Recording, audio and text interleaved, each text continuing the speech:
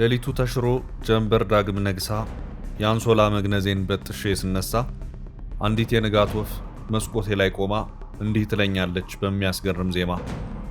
እምባህን ቆጥበው በየጥጉ አትዝራው፣ መከረኛው እንጂ አያልቅም መከራው።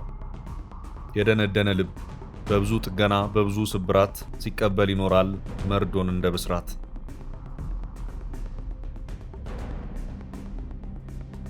በእውቀቱ ስዩም ሐዘናችንን የገለጸበት ቅኔ ነው። መርዶን እንደ ብስራት መቀበል ለእኛ ብቻ የተጻፈ ዕዳ ይሆን ወይስ የሰው ልጆች ዕጣ ፈንታ? ሳምንቱ እንዴት አለፈ? የሁላችን ተወዳጅ በየቤቱ ዘመድ ያለው ተዋናይ፣ የማስታወቂያ ባለሙያ፣ ጸሐፊ፣ የፕሮግራም አዘጋጅ የሆነው የነጻነት ወርቅነህን ሞት ተከትሎ በአገር የሰፈነው ድባብ የሐዘን ነው። ሁሉ ተስማምቶ የሚወዳቸው በጥፋቶች ውስጥ ተሳትፎ የሌላቸው ጊዜና ንዋይ አንስቶ ከወገን ያላቀያየማቸው ዝነኛ ሰዎች ጥቂት ናቸው። ከጥቂቶቹ መሃል አንዱ ነጻነት እንሆ አርፏል። ሐሙስ ከሰዓት በኢቢኤስ ስቱዲዮ የቤተሰብ ጨዋታን ቀረጻ ሲሰራ ነበር። ቀጣዩ የቀረጻ ቀጠሮ ቅዳሜ ነበር። የሐሙስ ቀረጻውንና ሌሎች ስራዎቹን አጠናቆ ምሽት ላይ ወደ ቤቱ ሲያቀና አንድ የቀረጻ ባለሙያ ጓደኛው ደውሎ ቡልቡላ ፖሊስ ጣቢያ የቤተሰብ ችግር ገጥሞት እንዳለና እንዲመጣ ይጠይቀዋል። ነጻነትም ወደ ተባለበት ቦታ ተጉዞ ጓደኛውን ከፖሊስ ጣቢያ አስወጥቶ ወደ ቤቱ ልኮት እሱም ወደ ቤቱ ተጉዟል። በማግስቱ የብራንድ አምባሳደር ወደ ሆነበት ድርጅት ቀጠሮ ስለነበረ ወደዚያው ለመሄድ ይነሳል። በመንገዱም የሰፈሩን ወጣቶች አግኝቶ ትንሽ ከተጨዋወተ በኋላ ጥሩ ስሜት እየተሰማኝ ስላልሆነ ወደ ቤት ልመለስ ብሎ የሥራ መንገዱን ሰርዞ ወደ ቤቱ ይገባል። ቤትም ሲደርስ ጭማቂ ስጡኝ ብሎ ይጠጣል። ነገር ግን የጠጣው ጭማቂ ውስጡ አልተቀመጠም ነበር። ካስመለሰው በኋላ ትንሽ ልረፍ ብሎ ይተኛል። ሁኔታውን ያዩ ቤተሰቦቹ ለጓደኞቹ ደውሎ እንዲመጡ ይነግሯቸዋል። ጓደኞቹም ቤቱ ደርሰው በአምቡላንስ ወደ ሕክምና ስፍራ ይወስዱታል። ነገር ግን ሐኪሞቹ ጋር ሲደርስ እርዳታ ለማግኘት የሚበቃ ሰውነት አልነበረው። ምክንያቱም ሳቂታው፣ ተጫዋቹ፣ ብርቱ ሰው ነጻነት ወርቅነህ ቀድሞ ነፍሱ ከስጋው ተለይታ ሄዳለች። ይሄ ለወዳጆቹ ለቤተሰቦቹም ለመላው ኢትዮጵያዊ ከባድ መርዶ ነበር።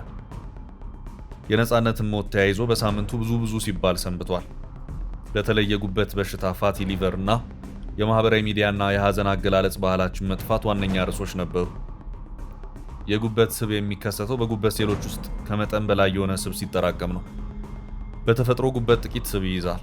ነገር ግን የስቡ መጠን ከጉበት ክብደት ከ5% እስከ 10% በላይ ሲሆን እንደ በሽታ ይቆጠራል።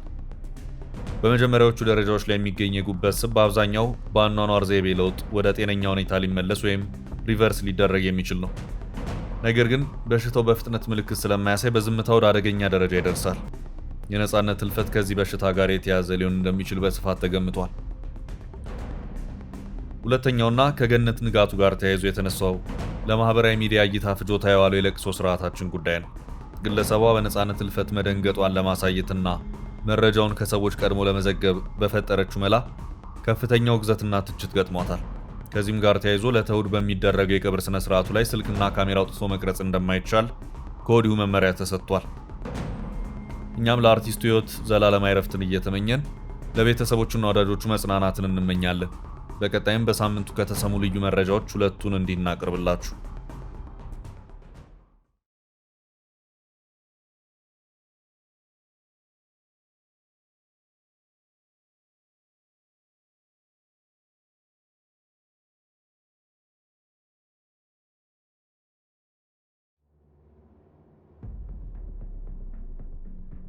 ትራምፕ እና የኢትዮጵያ መልእክታቸው።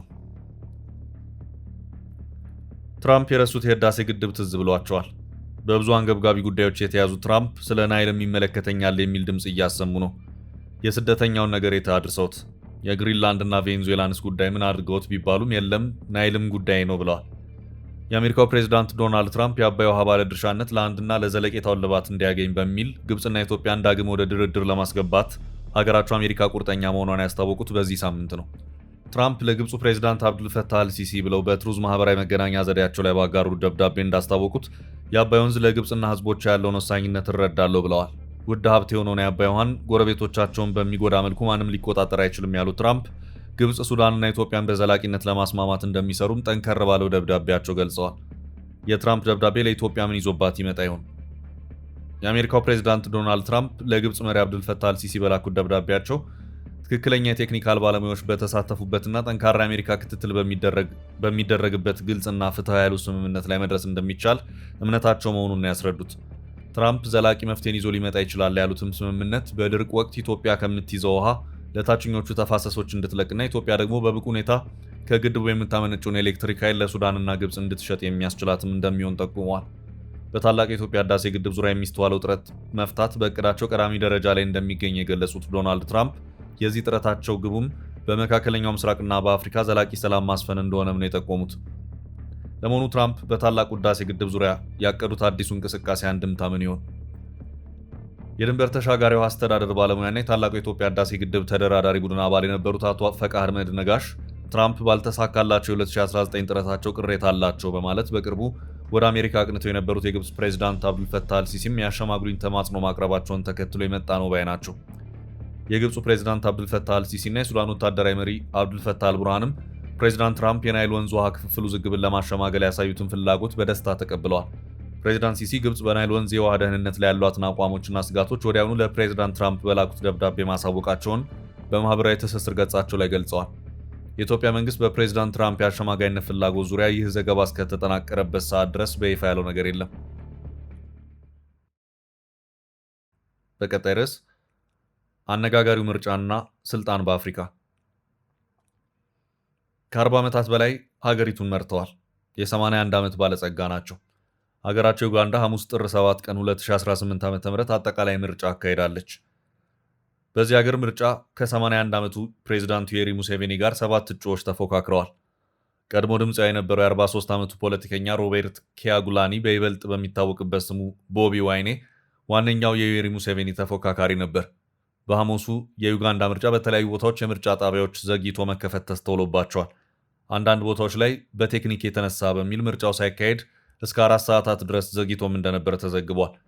ዩዌሪ ሙሴቬኒ እንደ ጎርጎሮስ አቆጣጠር ከ1986 ጀምሮ ከፍተኛ የስልጣን ማማ ላይ በቆዩበት ሀገር በምርጫ ወቅት የኢንተርኔት መዘጋት ጸረ ዲሞክራሲያዊ ስልት ነው ተብሎ ተተችቷል። 45 ሚሊዮን ነዋሪዎች ባሏት የምስራቅ አፍሪካዊቱ ሀገር ዩጋንዳ በምርጫው ድምፅ ለመስጠት የተመዘገበው የሀገሪቱ ግማሽ ህዝብ ነው ማለት ይቻላል። 21.6 ሚሊዮን ሰዎች ድምፅ ለመስጠት መመዝገባቸው ተዘግቦ ነበር። ከሐሙሱ ምርጫ ቀደም ብሎ ሀገሪቱን ለ6 የስልጣን ጊዜያት በተከታታይ የመሩት ዩዌሪ ሙሴቬኒ ለፖሊሶች ጥብቅ ትዕዛዝ አስተላልፈው ነበር።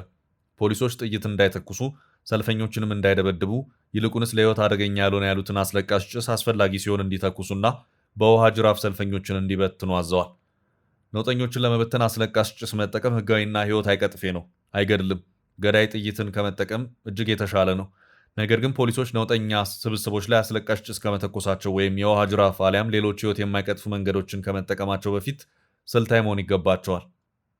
ሆኖም የምክር ቤት አባልና የዩጋንዳ ተቃዋሚ ፓርቲ ከፍተኛ አመራር አባል በቤታቸው የጦር ሰራዊቱ 10 ሰዎችን ትላንት አርብ ተኩሶ እንደገደለ ለፈረንሳይ ዜና ወኪል በስልክ ተናግረዋል። ሙዋንጋ ቡታምባላ የተባሉት በዩጋንዳ ምክር ቤት የብሔራዊ አንድነት መድረክ ኤንዩፒ አባል ምርጫው ሐሙስ ዕለት ከተጠናቀቀ በኋላ ግድያው መፈጸሙን በተሰበረ ስሜት ገልጸዋል። ከምርጫው መጠናቀቅ በኋላ በመቶዎች የሚቆጠሩ ደጋፊዎቻቸው በመኖሪያ ቤታቸው ተሰብስበው እንደነበርም አክለዋል። በአካባቢው የኢንተርኔት ገደብ ስለተጣለ ምስሎችን ማግኘት አለመቻሉም ተዘግቧል። የዶቼ ቬለው አይዛክ ሙጋቤ በዩጋንዳ የምርጫ ዘመቻ ማብቂያ አንድ ቀን ቀደም ብሎ በአገሪቱ ዋነኛ የተቃውሞ ፓርቲ ብሔራዊ አንድነት መድረክ መሪ ቦቢ ዋይኔ ፖሊስ በየቀኑ ድብደባ ይፈጽም፣ አስለቃሽ ጭስ ይተኩስና አይን ለብላቢ ንጥሮችን ይረጭ እንደነበር ተናግረዋል። ያም ብቻ አይደለም፣ ደጋፊዎቻቸው ላይ ጦሩ ግድያ እንደፈጸመም ገልጸዋል። ስለ አጠቃላይ የምርጫ ወቅት ሲናገሩም አስቸጋሪ ነበር በማለት ነበር የጀመሩት። የገጠመን ከባድ ነገር ነበር፣ ሞትን ጨምሮ። ድብደባና አስለቃሽ ጭስ መተኮስ የየቀኑ ተግባር ነበር። አይን ለብላቢ ንጥሮችም ይረጩ ነበር። አንዳንድ ወዳጆቻችን ተገድለዋል፣ በጦር ሰራዊቱ ተተኩሶባቸዋል። ግን እኛ በፈጣሪ ፍቃድ እዚህ አለን። የምርጫ ውጤቱ በ48 ሰዓታት ውስጥ ይፋ ይሆናል በተባለበት ቀን ማግስት ማለትም አርብ ጥር 8 ቀን 2018 መራጮች በድምፅ ቆጠራው ሲማረሩ ተስተውለዋል። አብዛኛው መራጮች የድምፅ አሰጣጡ በአንዳንድ ቦታዎች መዘግየት ቢስተዋልበትም በአብዛኛው ሰላማዊ እንደነበር ለዜና ምንጮች ተናግረዋል። አንዳንዶች ደግሞ መንግስት በምርጫ ወቅትና በማግስቱ የኢንተርኔት መስመሩን ማቋረጡ የንግድ እንቅስቃሴያቸውና የመገናኛ አውታሮች ላይ እንቅፋት መፍጠሩን በመጥቀስ ኮንነዋል። ኤድዋርድ ጋልዋንጎ የተባሉ በሀገር ማስጎብኘት ስራ የተሰማሩ ግለሰብ ኢንተርኔት በመቋረጡ ስራቸው መስተጓጎሉን ለሮይተርስ የዜና ምንጭ ተናግረዋል። የምርጫ ሂደቱ እጅግ አሳዛኙ ነገር ኢንተርኔቱን ማጥፋቱ ነበር። በመጀመሪያ ከዩጋንዳ ኮሚኒኬሽን ኮሚሽን ኃላፊ እንዲህ ያለው መስተጓጎል እንደማይገጥመን መልእክት ደረሰን። በትንሹም ቢሆን ደስተኞች ነበር። እንግዲያውስ በቃ መስራት እንችላለን ብለን ነበር። አንዳንዶቻችን ስራችንን ለማቀላጠፍ የግድ ኢንተርኔት በሚያስፈልገን ኢንዱስትሪ ውስጥ ነው ያለነው።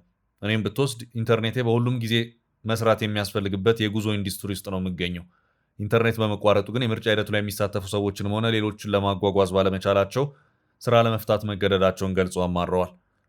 ይህ በእንዲህ እንዳለ የዩጋንዳ የምርጫ ኮሚሽን የምርጫ ኮሚሽነር ሲሞን ሙጌኒ ባያባካማ የድምፅ ቆጠራው ትላንት በሰላም መጠናቀቁን አውጀው እከላይ ያሸነፈ እንዳላሉ ህዝቡም ተረጋግቶ እንዲጠብቅ አሳስበው ነበር።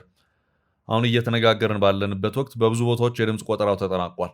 እናም የውጤት መግለጫው እየተካሄደ ባለበት ወቅት ኮሚሽኑ ሁሉም እጩዎች ወኪሎቻቸውና ደጋፊዎቻቸው እንዲረጋጉና በትዕግስት እንዲጠባበቁ ጥሪ ያስተላልፋል። ኮሚሽነሩ ይህን ባሉበት በትላንትናው ዕለት ግማሽ ያሉ የምርጫ ጣቢያ ውጤት የሚያሳየው ግልጽ ነበር። ዩጋንዳን ለ40 ዓመታት ግድም በፕሬዝደንትነት የመሯት ዩዌሪ ሙሴቬኒ በግማሽ ቆጠራው 75.4 በመቶ፣ ዋነኛ ተቀናቃኛቸው ቦቢ ዋይኔ 20.7 ከመቶ ድምፅ ማግኘታቸው ተዘግቦ ነበር። የተቃዋሚው መሪ ቦቢ ዋይኔ በምርጫው ድምፅ አሰጣጥ ማብቂያ ዕለት ቀደም ብለው ይህን ብለው ነበር። በአሁኑ ወቅት ፕሬዝዳንት ልክ እንደ ፈጣሪ ነው። እናም ይሄ ከላይ ይህን አድርግ የሚባለው ትዕዛዝ ማክተም አለበት። ዩጋንዳውያን የራሳቸው ጌቶች በሚሆኑባት አዲሲቷ ዩጋንዳ ማክተም አለበት። ይህን ያሉት ቦቢ ዋይኔ ዛሬውን መናገር ባይችሉም ትላንት ግን በቤት ውስጥ የቁም እስር ላይ ነበሩ። ውድ የፈታ ዴይሊ ቤተኞች ለዛሬ ያዝንላችሁን የሰንበት መቆያ ፕሮግራም አጠናቀቅ ነው። በድጋሚ ለአርቲስት ነጻነት ወርቅነህ ወዳጆች መጽናናትን እንመኛለን።